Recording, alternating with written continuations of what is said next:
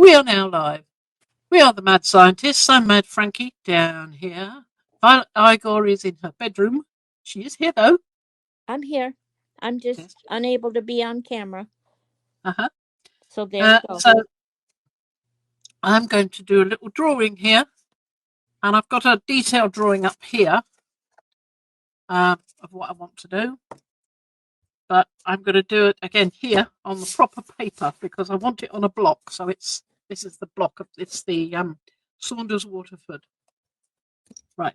So I will put a little bit of this out when I'm ready for it and go over the bits I need to have on under liquid mask.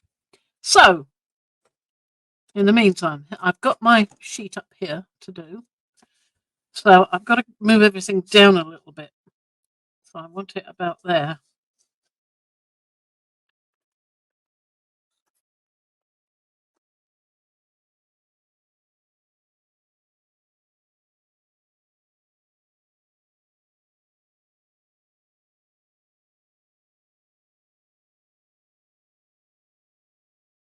Trying to keep it clean because I want to put the masking fluid over it.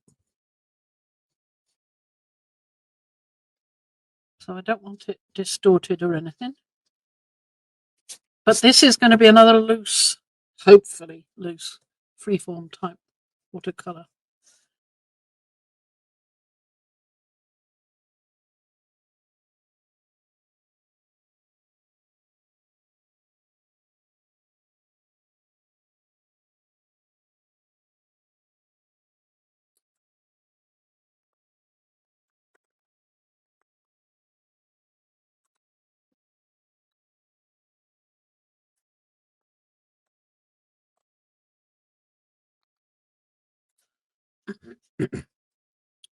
I just liked, this is of a wind chime, by the way, this that somebody must have made. I don't know whether my brother made it or a friend of his made it or what. But I just liked what it looked like. And I was thinking of it, I don't know whether I had a dream about it or whether I just thought it was a good idea to have it sort of rushing at you out of nowhere. So it's taking the forms in the wind chime and jumbling them up. They're fairly jumbled anyway because they're made from bent spoons and forks. So that's okay.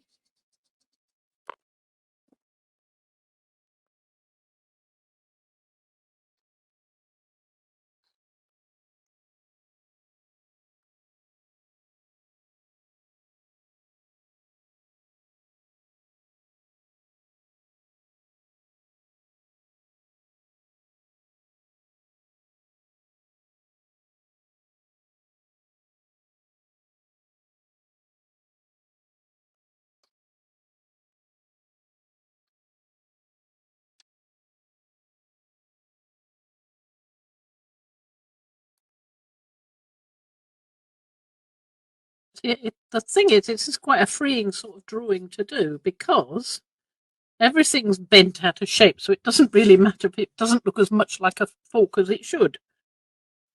Because it isn't a fork, it's a bent fork. And there's the spoons have some really lovely things going on in them. They've got some bits bent.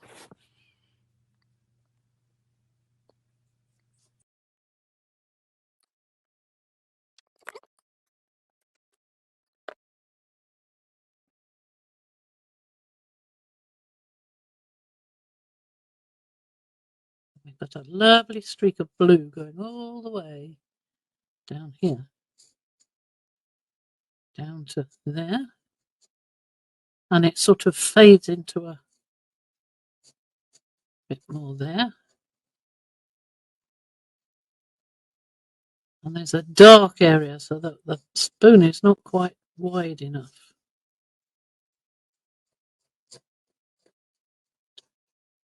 This dark area here, which I will not leave dark like that, but I just want it in there for the moment. And there's another dark bit here, just to indicate to me what I'm doing. So this one comes down here like this. And there's the rest of that bit there, like that.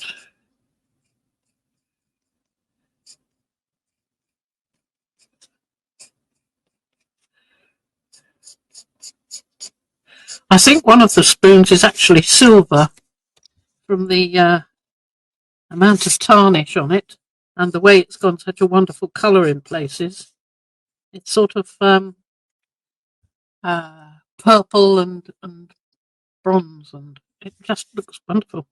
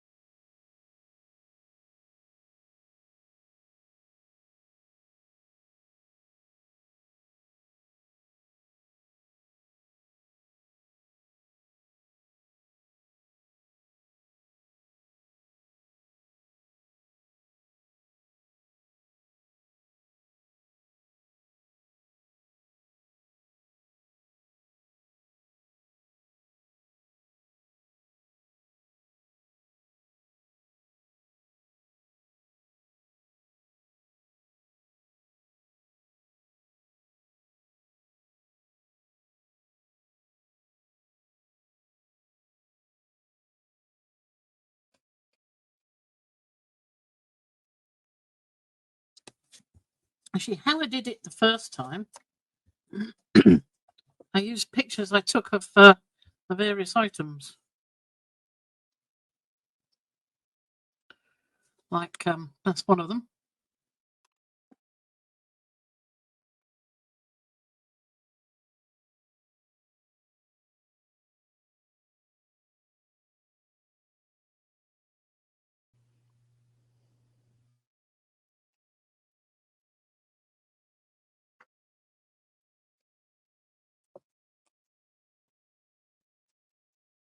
Which is longer than I thought. Well, longer as I thought.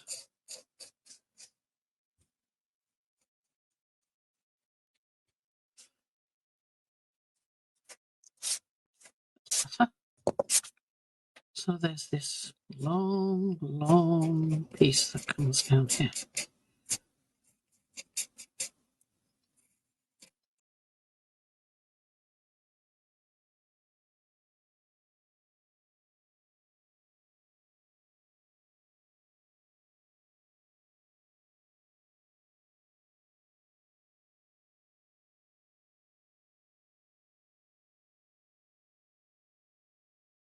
Because it's heading towards you, so it's bowing out like that.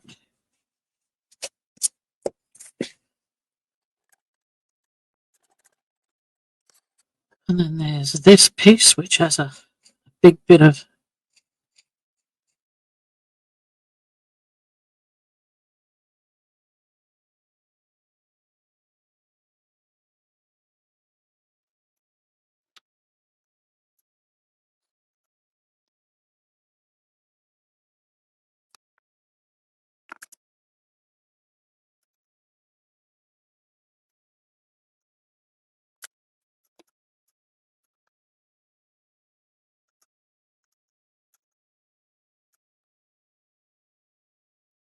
particularly bright there.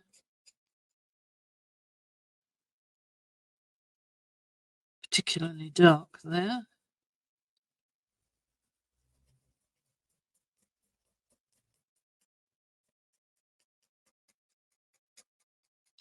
I suppose this is what they call a value sketch, showing where the darkness is, showing where the light is.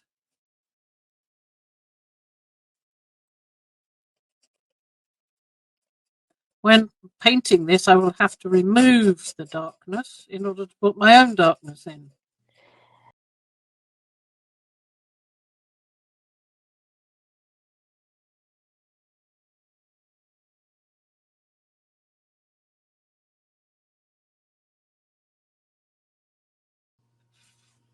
Yeah, I'm not sure how that works. I'm going to look that up, though, now that you've said it.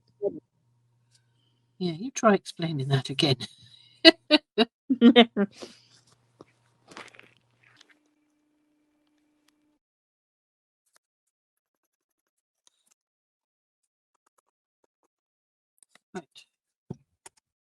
Back to the... See, part of it's the idea of where I want it, which is different to the way it is, because it's a real thing behind me and it's a photograph over there.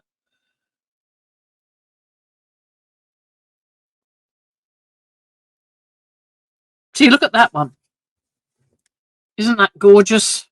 Absolutely beautiful. Bring it, Sorry. yeah. Oh, yep. Isn't that lovely? I mean, it looks quite light on there, but it's beautifully dark on here. I've gone to thrift stores and where there's bins and bins of old silverware that people are, have donated to thrift stores. Yeah. For whatever reason. And I love to go through looking for the really tarnished ones. I'm like, oh, there's art. Yeah, exactly. Why do you want to clean them? Don't clean them. Yeah, don't clean them. Whatever you do, don't clean them. Don't polish them. There's the one that's pointing at us. I've got that there so that it's coming. Now I'm looking at the sketch I did before because I want it to come from a particular place just about there.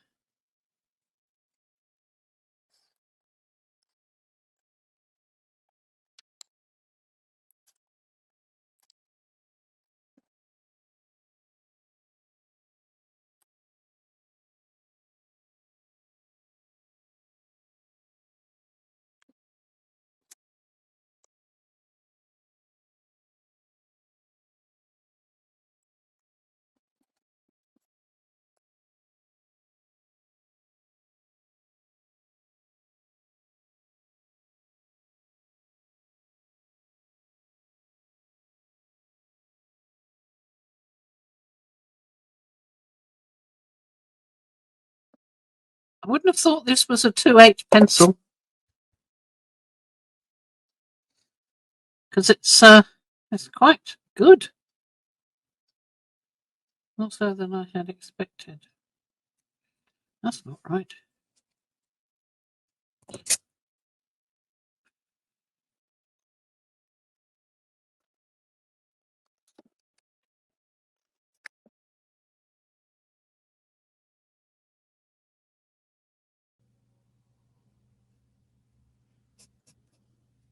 Now this isn't in that sketch, so I'm taking it from here.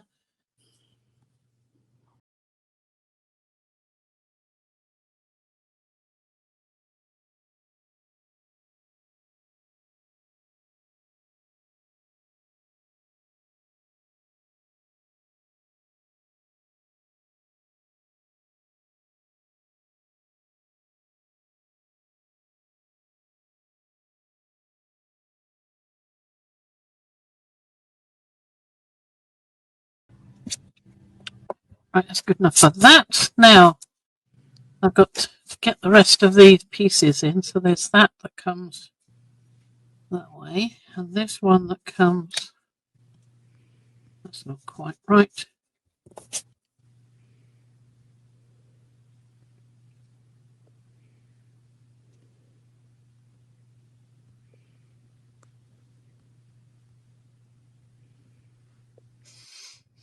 And the other one that comes out there goes up there, but it is hidden by this piece, which is that bit, and that is the ball, the big ball.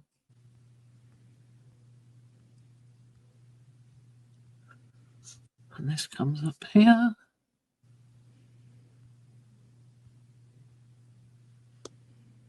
And this comes up there.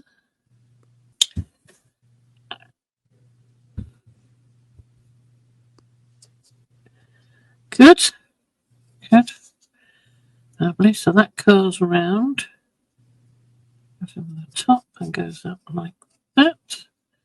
That one comes around and goes over like that. And then we've got the other one coming up.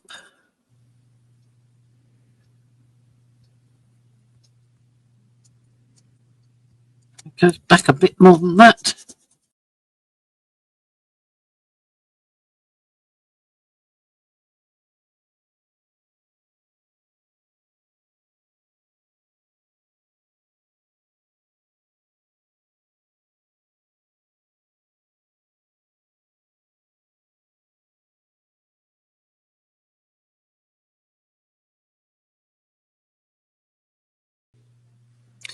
Like that.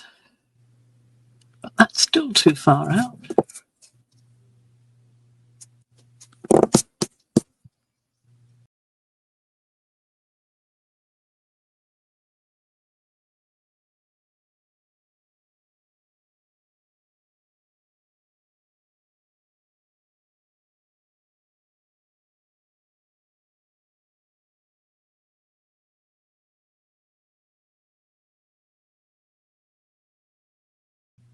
That's not quite right. That's not too far over that way, not far enough over that way. That comes down and goes in there, and that comes down and goes in there. That's better. And this comes up from there. Yes, it does. Comes up to there, and then it comes down over here. That's a bit wibbly. It comes down into mid-air almost. Okay, much lower than the other one, so it's not twisted quite the same. There we are. Values. So we've got one there. Highlight there. Highlight there. There's a highlight there. And you went all the way up to the top. Yep. Doesn't matter. That can be wispy. You don't have to have that going, you know. Right. There you go. There you are. It's in the distance. You can't see it properly. Now there's a tiny little bit on there. And a bit on there. There. And one there. And one. This is a bit bigger than it looks. This does not look big enough to me.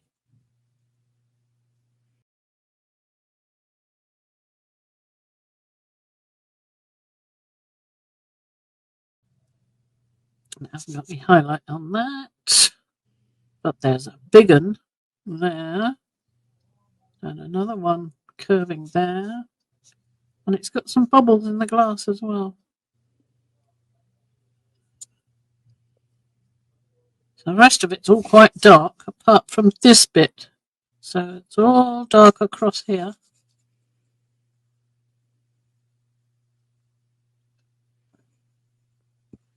Yeah. Rest of it I can do as it happens. So I think that's about right. I think it may work quite well. Well, I hope it may work quite well. How's that? So let's put a bit of jar in. I'm going to pour some in here. Are you going to use that? Are you going to use that pencil at all? What pencil? That one I've just put away. No. No, the masking fluid pencil. Pen. The pen, the marker, the thing that has masking fluid in it. No. I don't like the feel of it so much. I don't know why. Where's my little thingies? Over there. There's one, but it's too fat. Uh-huh. There's 3 little drawing pens. I just wanted to pour a little bit in here. So that I can then put the top on this so it isn't exposed. Now, where's the other one? There's over there. one. There's another one of them. And there's the other one of those. There we are. Yes, I'll keep that one out just in case. And I like that as well. Now, there's supposed to be a proper masking fluid nib. I haven't got one. So we won't bother with that. Right, let's try a little dollop of this.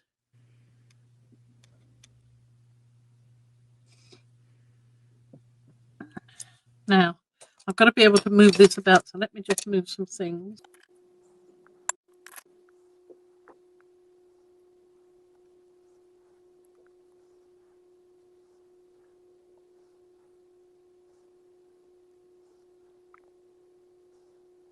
Gives you quite a good amount of time to actually draw the lines you want, this ruling pen, which is very nice of it.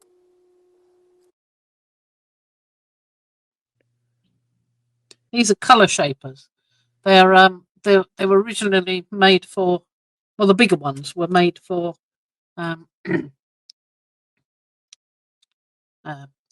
icing and cake making and so forth.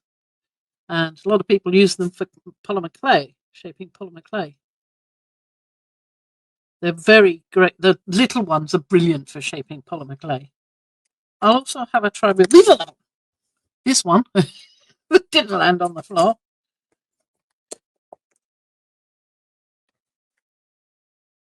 Oh, but you've got to be careful of a drip like that, you know. Don't want a big drip. So get the big drip off. I'm not so keen on that. I was using that before and it was working okay, but I seem to have bent the tip, I think. So let's go back to the ruling pen, and I want to use the one with this one. Right.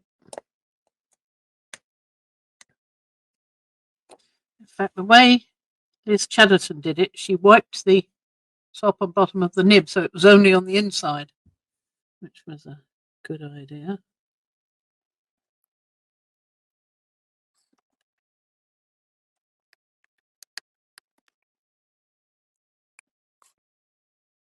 So I gather cleaning those nibs is easy. You just wipe them down. Exactly. Yeah, that's all you need to do. Got to keep turning though because I keep angling the pen incorrectly, and that does not help. As long as you've got it so that it's lined up like that on the paper, so that there's a ridge, there's an empty channel showing upwards with the masking fluid at the end, and the other side is going to be in contact with the paper, like that. And then, of course, while you're talking about it, it all dries up. So then you've got to scrape it out with a tissue and then go and fill it up again. And quite often it's easier to open it up to clean it, because then you can get something in between both of the tines, blades, whatever you want to call it. And then squidge it back down again to make a thin line. Pick some up again. Dab it off. Make sure you're holding it right, and it will draw a little line. It is so much easier if you haven't got so many things in the way. And you can turn the pad so you can see what you're doing.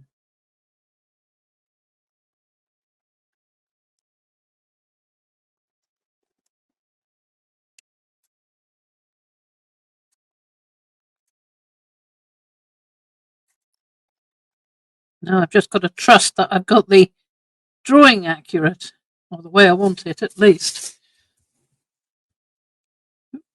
Try not to put your hands on the wet bits, or your arms, or anything else, come to that. Isn't it drawing for quite a long time? Says she as it suddenly runs out.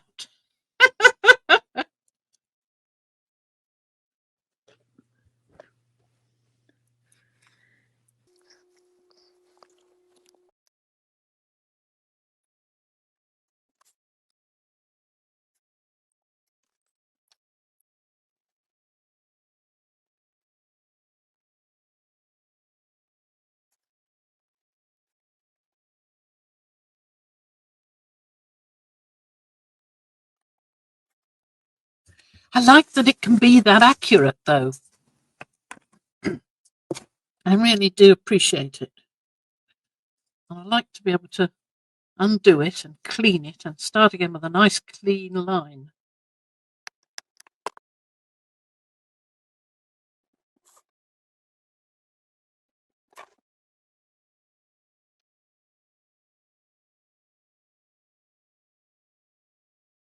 And I can do these pieces as well. The beautiful blue bits, which are going to be blue, even though they're blue. So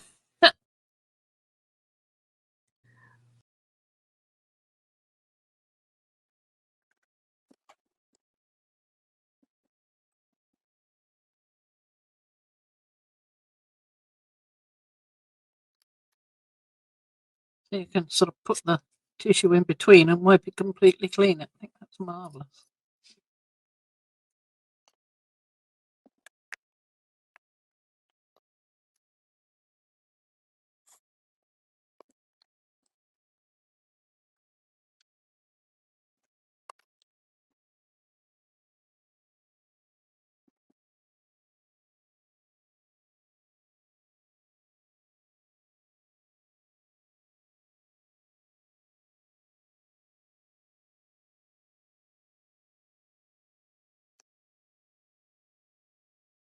Running out again.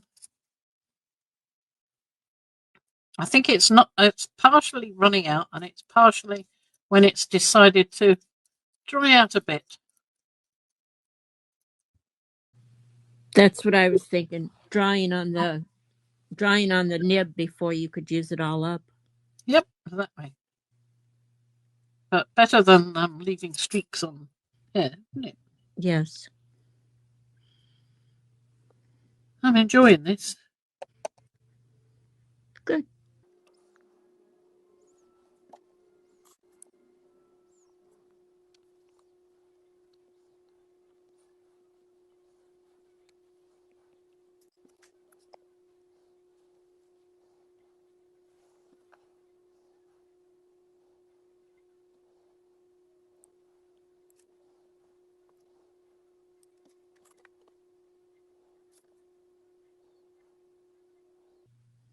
It helps a great deal to get the correct angle. If your angle isn't right, things don't want to come out the pen, which is handy.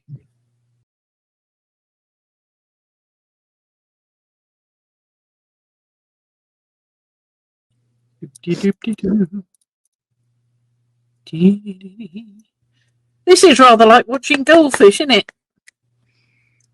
Like watching what? Goldfish. That's actually something I've enjoyed doing. Yeah. Well, I quite like used to like watching my brother's cichlids wandering about the. Yep. I Lakes. used to, years ago, I had aquariums. I had different ones and I raised fish, and some I gave away, some I sold, some I threw back in the river. And Oh, well, my brother raised tropical fish. We couldn't throw them back in the river. They would have died. yes. We ain't got no tropical rivers around here. It was no, I didn't have tropical. I used to catch when I would go fishing. I lived on the river and I would go across the street to the river and fish for a largemouth bass. I would catch largemouth bass, crappie, and catfish was available to me. None of which I liked except the bass. And sometimes I'd be playing over there. It was just it was my zen to be near the river. And sometimes I'd be playing on the water and I'd catch minnows. Little largemouth bass, baby largemouth bass, and I would take them home, put in my aquarium. I had various sizes of aquariums. I had one that was 100 gallons. And I would raise them until I couldn't raise them anymore. And then I would take them back to the river and put them back in the river. Mind you, it was not legal to do that, to have them. But I would only have one at a time. And I dared anybody to come and take me to jail. And truthfully, if they did, I'd be going, good. I need a rest. I need a vacation. Yeah. It just didn't bother me. But I enjoyed the fish. I enjoyed watching them sit there I could sit there for hours. It's just quite peaceful.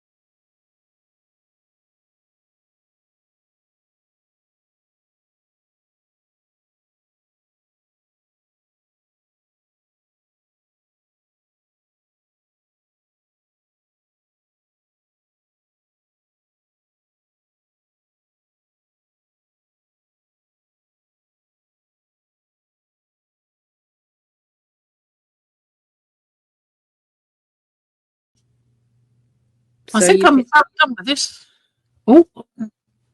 So you've got all the. What about in the middle, right above your hand there? There's some penciled area that I don't. Yeah, I was just seeing that. Yeah. And the little ball above it. That's got some in. Oh, does it? It's probably, I just can't see it.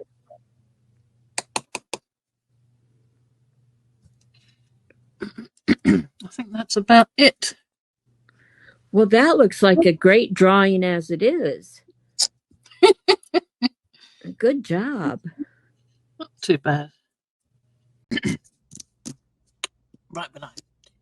Okay. Well, thanks everybody. I hope you enjoyed all that. We are now saying goodbye.